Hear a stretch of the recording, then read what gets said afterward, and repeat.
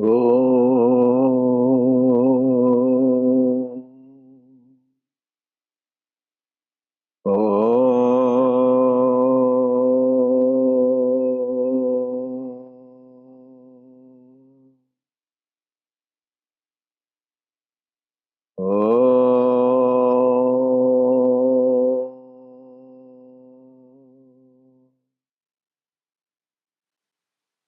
Sahana vavatu, sahana bhunaktu, sahaviryam karavavahai, tejasvinavadhitamastu, ma vidvishavahai.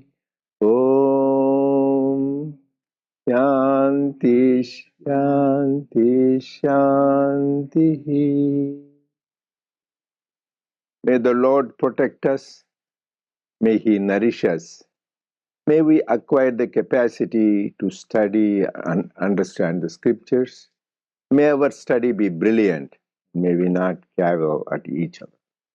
Om, peace, peace, peace unto all. Dear brothers and sisters, loving Sai Ram to all of you. We welcome everyone to the Sri Sathya Sai Baba Center of Arcadia. So we first like to express gratitude to Swami for bringing us all together, whether in person or on Zoom, to participate in the Gita Yajna. So first we are grateful because without His grace, we can't participate spiritual activity, particularly in Gita Yajna. There are many yajnas described. This is Jnana Yajna. Like they have Dravya Yajna, Bhota Yajna, Pitru Yajna, and Deva Yajna. So this is Japa Yajna, but the highest is Jnana Yajna. Lord Krishna himself says in Bhagavad Gita. So we are part of that thing. So we are, you all received the email, so we are doing chapter 16. If it is the soft copy, that is page 72. If it is the hard copy, the version, the edition I have is page 145. So last few weeks, we are talking about how to die. Which is important because, right, we all have to die. Is there anybody who is not going to die here? The one is Jata Sihi Dhruvo Mrityuhu. Once you are born, you have to die, whether it is a plant or an animal, a human being. So that is bound. You need to first remember the fact. Nobody wants to face the truth. People say, oh, don't, that is very bad thing. But Swami says, remember the death always. Remember God and death is very important. Then we will do the right thing. That's why some people are blessed to know that they are going to die. A lot of us don't know because you go to sleep, some people been gone. Like Parikshit, King Parikshit knew he's going to die in 7 days. So he was lucky. Those 7 days he used best use of it, listening to the stories of Lord Krishna, Bhagavatam, and got released from the cycle of birth and death. Whereas I know some friends who just want to make best use of those 7 days, writing the will, making sure that their estate is taken care of, goes to right people, because their mind is on that. The most important is so once you are gone, your estate belongs to whom? So it doesn't matter. I know people want that, but main thing is our own journey, soul's journey, we need to assure. So for that, last time we talked about Lord Krishna said, these points are formulas. Gita is the essence of Upanishads. And then Swami says, essence of Gita is, when you die, you should merge in God. Dehante tavasai jumanshu. That is the essence of Gita. And he says, people who do that, if really merge, there are instances we said, they all this absolute sign of divine grace. Otherwise, you will be thinking about something else. Even though all your life you may be thinking of God, sometimes in the last minute you forget if you don't have divine grace. That is why I always pray for divine grace. The Lord, at the last moment of my life, me also. Antakalecha meva. That is why Lord Krishna says, including my last moment, I want to think about you. For that, mameva. That means only me. You can't think about your spouse, your estate, bank balance, grandchildren. Gone. That means only one point. It's a mameva. He is very jealous God. He wants to think only about him. For that, Arjuna says, so very hard. But for that, what is the solution? Abhyasa yoga, constant practice, constant day in and day out, day in and day out, you practice. Then last week, because Swami is giving a beautiful commentary on this chapter 8, Akshara Parabrahma Yoga, that is what he is doing. So Lord Krishna's dialogue, Sai Krishna is giving. So what better, there are many commentaries, hundreds of commentaries on Gita, great philosophers, even statesmen like Radha Krishna, and then Vinoba Bhave, and great saints and sages. So many people have written commentary. But this is Swami giving the commentary. So we are blessed to read that as Gita Vahini. And Swami gave a lot of importance to Gita. He gave many series of discourses on Gita over many years, times. So they're all published in the books. So here, last week, what did he say? You want to think, he said, if you want to merge in God, in Bhumadhya, in your middle of the thing, with concentration, you think about God with love and keeping the mind steady, then you will merge with Him. That is what he said. Thinking it with control and focus. Then whom should I focus on? God. Who is God? So that is where he says, people worship God in three ways. The reason I want to tell you it, last week we discussed this. Some devotees wrote, is there God, Sakara with Nirguna? It can never be. So there are only three. So let me make it very clear so everybody understands. There is God, you'll be slow, Saguna and Sakara. Second, God, the Nirguna and Nirakara. And then God, Nirakara and Saguna. These are the only three things. God, you cannot have Sakara with Nirguna. Simply in English, let me also make God, there is a God whom we worship with form and with attribute, with qualities. That is Saguna and Sakara. Most of our familiar, that is what we are doing. God who has name, form, attributes, and story like Swami, Shirdi Baba, Rama, Krishna, all the gods, they have names and forms and stories. That's Saguna and Sakara. God with form and he has attributes. That's what most of the theistic religions we are used to worshipping God. But Swami is interesting. He started not with the third one. He started with this Nirguna, Saguna with Nirakara. So, no form for God, but he has attributes. God who is compassionate, who is love, merciful, but they don't think their God has form. He's above form, which is true. And then the Vedanta Advaita goes higher up. Not only God doesn't have form, doesn't even have attributes. So not only is Nirakara, he is also Nirguna, no attribute. That is the highest Advaita. But Swami swat at the middle one. See? With the Nirguna and Saguna and Nirakara. You see that is so much. That's why people are confused when we talk less. They wanted me to slowly explain. So here, by example, you can remember.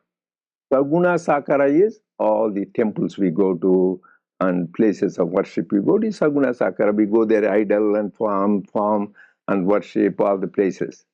Whereas you talk about Nirakara and Saguna, you talk about Abraham religions, Semitic religions, that is Judaism, Islam. There they don't believe it is, they think it is sacrilegious to think God as a form. Idolatry is really condemned very much because how can you confine God to, which is true, the ultimate truth, that is, you cannot worship God as with a form. So, but they go there They worship, they say, oh, like Allah. The main thing they say, Allah, Allah Akbar. But they say, you are all merciful, you are all compassionate, you are all kind. So, and you do that. And same thing, Judaism. Jewish play, Jehovah. You are all merciful. But they don't believe in form. You should not put form.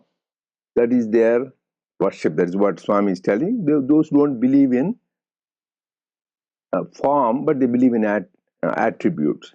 And the highest is Nirguna Nirakara. That is why I said last time on Swami Vivekananda in Ramakrishna mission all over the India, they had this where Ramakrishna statues will be there, or his picture, or Vivekananda. But there is a one called Advaita Ashram he put in Mayavati, Almora in northern India. There he didn't have any picture of even Sri Ramakrishna. Just Om, because when you say God has no form and attribute, to put him a name and form is good. But Om is the closest sound symbol for Nirguna and Nirakara. So, anybody want to summarize? So, first is Saguna Sakara. There is any temple. That is why remember the example, then you will remember temple. Second is with Nirakara and Saguna. That you remember Judaism and Islam and Abraham religions. And third is Nirguna Nirakara, because that is the highest. Swami also says, or clear Adi Shankara or Swami, all the great masters, that is the highest, because that is what God, Parabrahman is that. So, but we need to go from Saguna Sakara slowly to Nirguna Nirakara. You overnight, unless we are ready, we cannot do that. So that is the very important concept. And what is this Saguna, which is Nirakara? That is what I told last week, requested you all to verify, because Swami is explaining this particular shloka completely word by word. And chapter 8, shloka 9. Kabim Purana Manusha Sitaram Anoraniyam Anusasmaredya Sarvasya Dhata Achintya Rupa Aditya Varnam Tamasasparastat. What are those attributes? What are those gunas? There are 8 attributes. So we talked about some last week. First was Kabim. That means, Kabim means people think he's a poet, not poet. Kabim means Sarvadarshi. He knows our past, present, and future. We have seen Swami so many times talking about our past, our future, because God knows the whole thing is in front of him, past, present, and future. So he is Kabim. Puranam. So when is he? Puranam. He is the most ancient. You can't say it is a beginning or end. He is Anadi. He has no beginning, he has no end. Puranam. But at the same time, he is Sanatana Nityanutana. He is always God. Whenever you see, that is what Swami said. The more you see him, somebody you see even the most beautiful person, after, yeah, is enough. But God, he has such a divine beauty, divine magnet. That is why Swami says close to Lord Krishna, Gopikas, the more they say, they are so absorbed in his divine beauty. So he is Sanatana Nityanutana. That is why it's called Puranam. And third quality is Anushashitaram. Everything is this divine command. He's the commander in chief. Everything God says, do this, you have to do that. So anybody else, you can disobey the president, command, army chief, but God is the ultimate. Because we shared this in Kenopanishad, there is a nice story. Because God is the supreme, but he has different cabinets. Somebody in charge of blowing air, wind guard, somebody blowing, taking care of the fire guard, somebody is responsible for rain, Varuna guard, somebody giving wealth, Lakshmi. He has many cabinets, different departments will be there. But some departments, he said, he keeps to himself. Swami is himself that one of the devotees. 3 departments. One is, if you want to be closest to him, focus on those 3 departments. One is love, so you should have pure, unconditional love. 2, service, selfless service. The third is intense sadhana. These 3 are his department. But if you want money, pray to Mother Goddess Lakshmi. If you want rain, pray to Varuna God. If you want wind, so they are also work under his behest only, not thing. He says, I can't take it. You take care of that and you pray to them. But if you want this, love, service, and sadhana, you just pray to the Supreme Lord. So there is a nice story you will understand. Kenopanishad is written that there was a big war between the demons and the devatas. That's the demons and the gods. So then, after a long fight, because they prayed Mother and Divine Mother's grace, they won the war. They were very happy, jubilated with that we won. Then problem happened. See how great we are. They went and tell their wives, everybody's, we are so strong, we are so powerful. So they got egoistic that they are the greatest. So whenever the ego comes, something God like anything, one thing he cannot take, one thing he doesn't like is ego. If you have ego is ready to jump, dance on you and right away crush it. So always be alert. If you want to be crushed, yeah, you can have ego. If you don't want to be crushed but have divine grace, do not have ego. So there is one thing God cannot stand is ego. So these people were all very egoistic. So the mother, she wanted to teach them a lesson. Suddenly in front of them a beam of light, that is Yacha. Some people say power, mother, the Shakti appears. So they said, suddenly, who are you?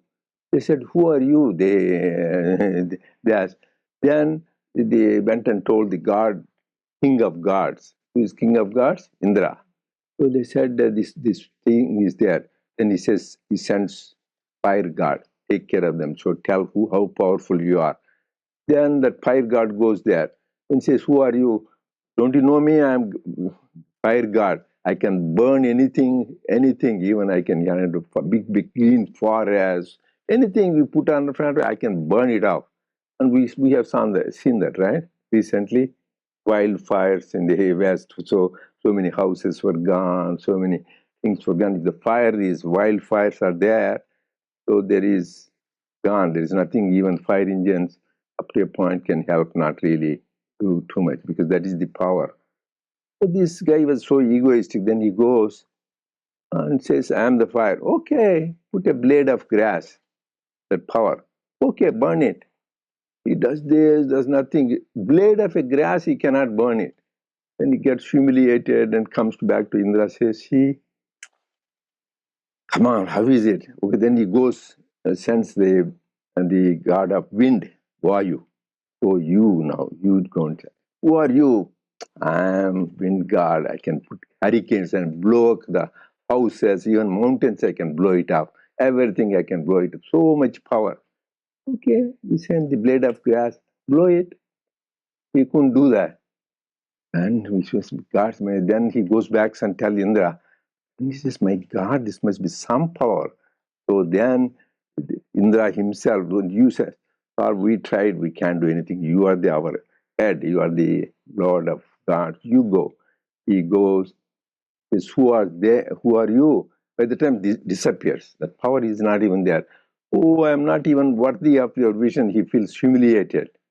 Then that power comes. That is, it is described in Upanishads, Uma Haimavati. That is the power, Divine Mother's energy. Because of my power, you won. Without my power, you can't do anything. So remember that you need that God's power. So that is why he says, Anushashitaram, by whose power? Kena means in Sanskrit, by whom? So that by whose power we see.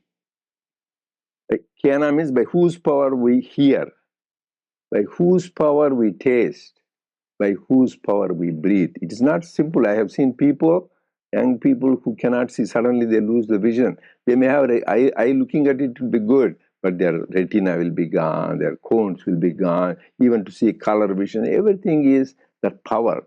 Same thing with the hearing. Your ear may outside look good.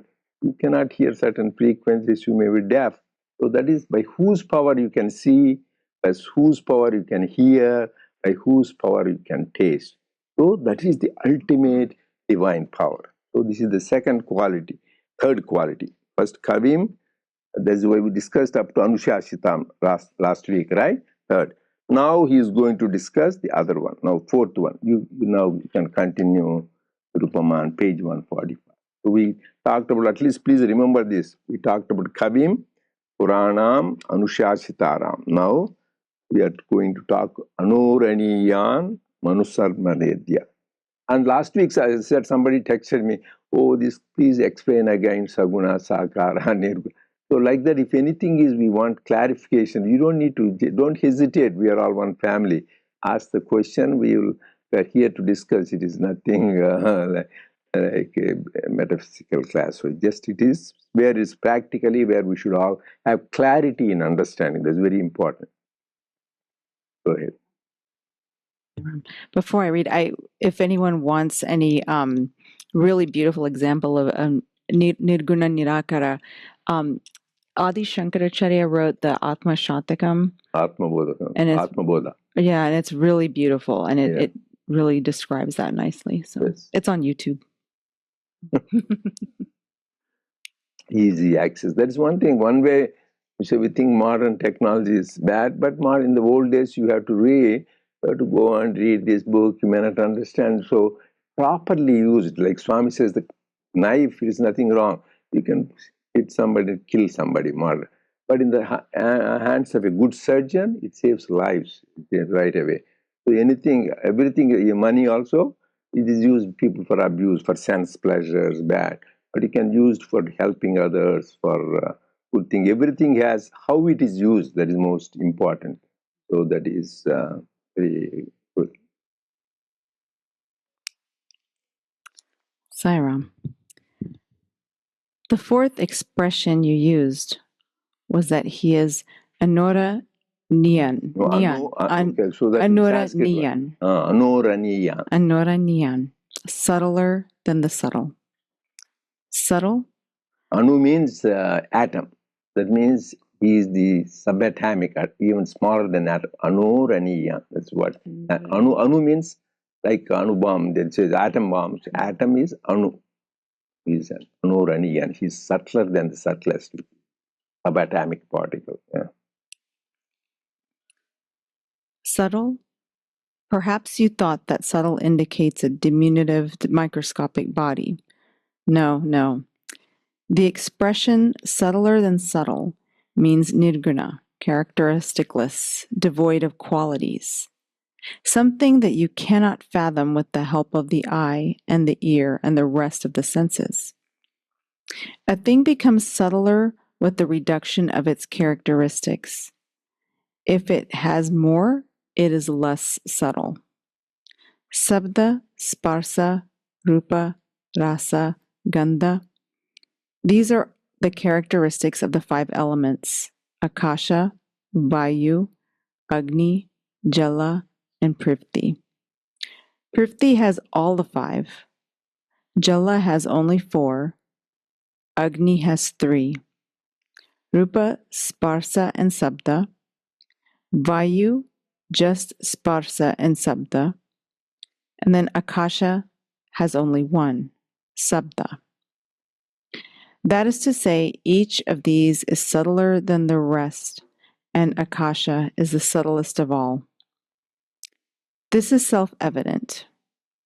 Prithvi, or the earth, is just stationary.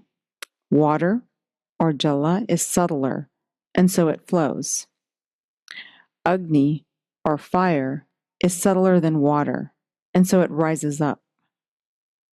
Vayu, or air, which is even more subtle, can travel on all sides. Akasha has just one characteristic, Sabda. It has no touch or form or taste or scent. The Lord who is beyond these 5 elements has none of these characteristics. He is subtler than the subtlest. He is all-pervasive, immanent in all. It is the characteristic that makes a thing heavy. The Lord has no such burden, so he is subtler than everything else. Next, about this is the 4th character. Yeah, so and we then talked about 3. Now we finished the 4th one. Is Anurani. And then, would you like to move on to the 5th one too? Next, about the fifth expression, sarvadara.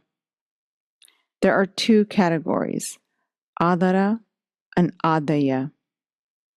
All that exists is seen by the eye or heard by the ear. Why the entire creation is adaya, the based. They're all composed of the five elements. Well, the five elements are all adaya, for they are based on the basis, Brahman. Brahman is the only basis. It is not based on another entity, for there is no second. Therefore, he is Sarvadara, the basis of all. The sixth two I shall make clear to you. Achintya Rupam, with an unpicturable form, a form that cannot be delineated or imagined. For he is beyond the reach of the mind, and it is the mind that pictures, delineates, or imagines. So his rupam or form is achintya, or incapable of being imagined by the mind. You might hesitate to accept this, but the mind is matter. It is inert. It is fleeting. But Brahman or Paramatma is pure consciousness. It is eternal, everlasting, imperishable. It and mind are at opposite poles, the fixed and the fleeting.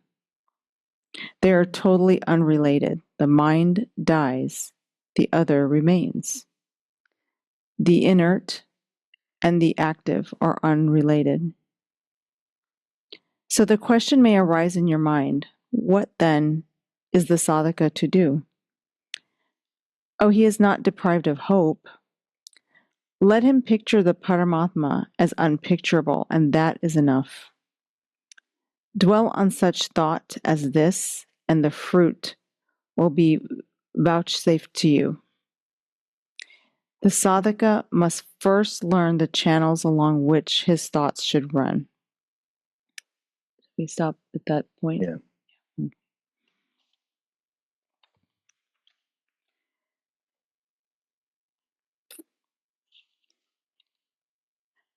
So going through all of this, I think the fourth quality, this being subtler than subtle. So, like Uncle explained, I didn't know the meaning of the, Anoraniyan, but being that ano, that root means atom, and you basically, when we think of atoms and particles, what is thought even by scientists that there is still divine energy even in atoms. And with that divine energy, it makes the concept of God even subtler than subtle. So it's this all-pervading power. I wrote a few things down. I also liked how when Bhagwan describes this, what the conversation was, the categorization of all the elements and how the elements and the different senses, how they play into each other. I had to think about Akasha and Sabda, but then with the vibration of Om, that probably is being kind of all pervasive, then it started to make a little more sense to me. But it's interesting how he talks about the fluidity of all of these elements and how as it's mobile, as it's fluid, it becomes more subtle and less inert and less material, which is, kind of what the earth is. And then we have the elements, but that which is the basis of all. And I think that is probably one of the most important qualities or important ways to look at the power of God as being that which is the basis of all. And in most faiths, that is pretty much what, if you read any scripture, that is always sort of the definition, that you have this spark of something and everything creates and becomes material out of that spark. And I think for us, the concepts of Purusha and Prakriti also are very important there, where Purusha is really that divine energy that manifests as Prakriti, which is nature and everything that we see around us. So, trying to see. Yeah, so here there are two things, because these are all Sanskrit. Once you dive, God is described as Anoraniyan Mahato Mahiyan. Anoraniyan means he is subtler than the subtlest. There is, now we know only atom. At one time, atom is the smallest. And people know there is subatomic particles, protons, electrons, neutrons, then even thing, there is the space there. So much unknown, even just in a little atom. But there's so much power. It's so small, but so much power.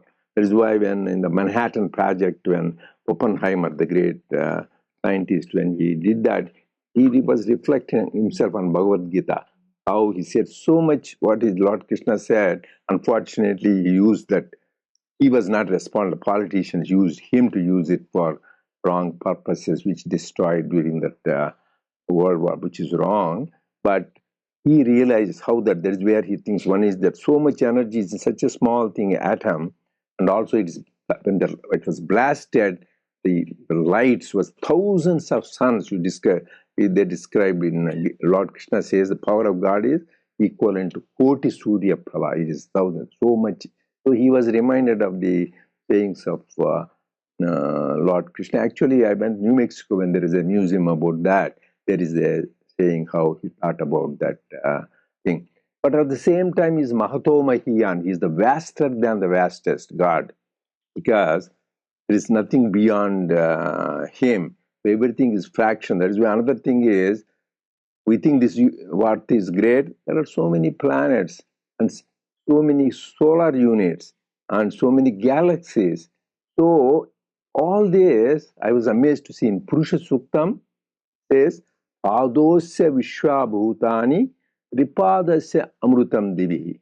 It means all that we see, the earth, the moon, the sun, the 9 planets and galaxies, universes, they are only 1/4 of God. Padosya Vishwa, Tripada Amrutam Divi.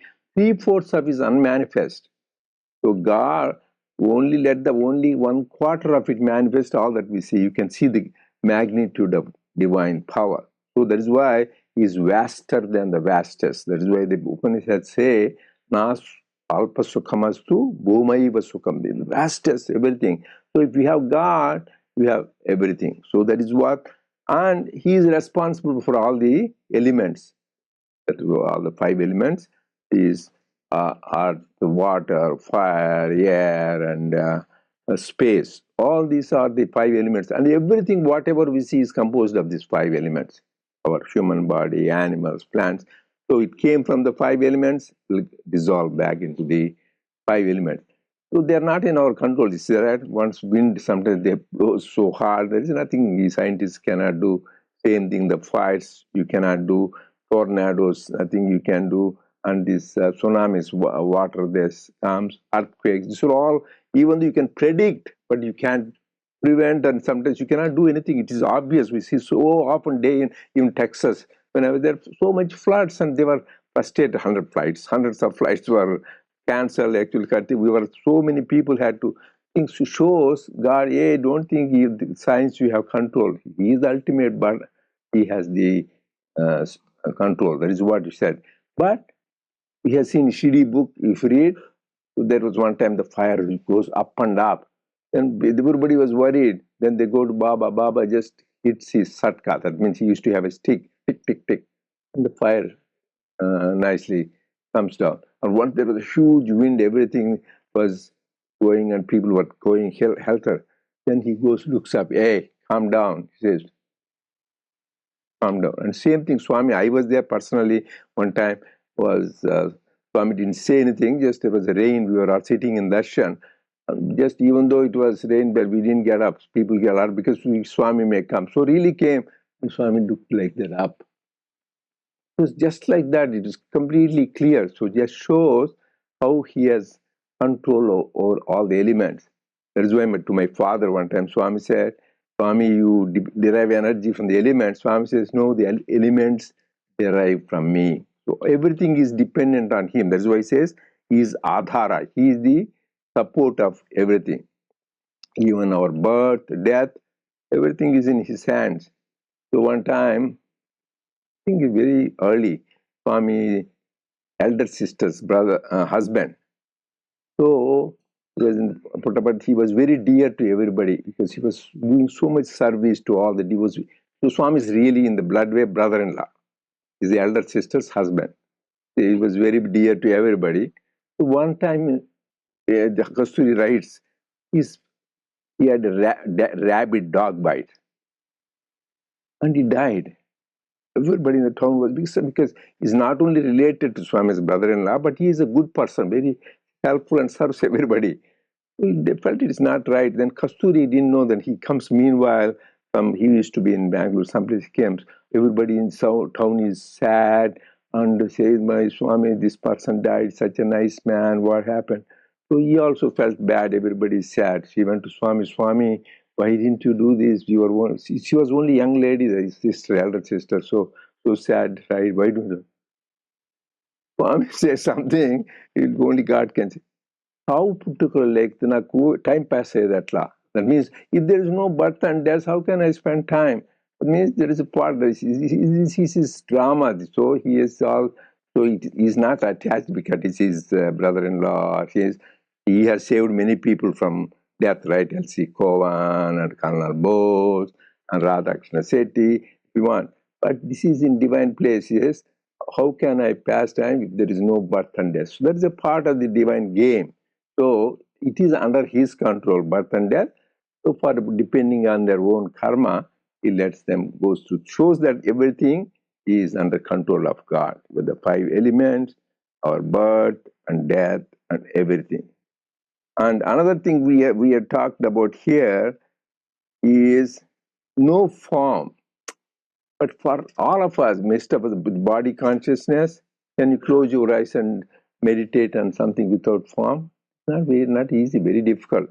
For us, you can have at least a light or something, but candlelight, something, but not. That is why in the beginning, but ultimately that is the goal, Swami says. So we should not get frustrated in the beginning. We have a saguna, we need to have form. That is why even Swami Vivekananda one time said, it is not that make the picture as God, but God you see in the picture. That is what it is. So it is symbolic. Even people, if they don't want God has no form, why should they put a star? No, you don't need to put that star, but something they want, it can reflect them. And look at one side which is towards Mecca. Why should you look? God is omnipresent in all sides, only in one direction. He's omnipresent. But human people, the same thing with the Jewish, they have their own symbols, what they reflect. So human nature is, you can relate to symbolism. Ultimately, a stage could come by constant practice. You don't need anything because God is your indweller. He is within you, and it is a convincing. All the people say that He is. But to come to that stage, we need that is why sadhana, one of the 3 departments of Swami. We need to intensify the sadhana. I know this is a very intense and very difficult subject. That's why you need to contemplate, reflect, and then only it can. That's why Swami says here, don't be deprived of hope. Oh my God, it's so difficult. What can you do? No, just start some, dwell on such thoughts, go on, then it will happen. That is what important. Anybody has any comments or questions?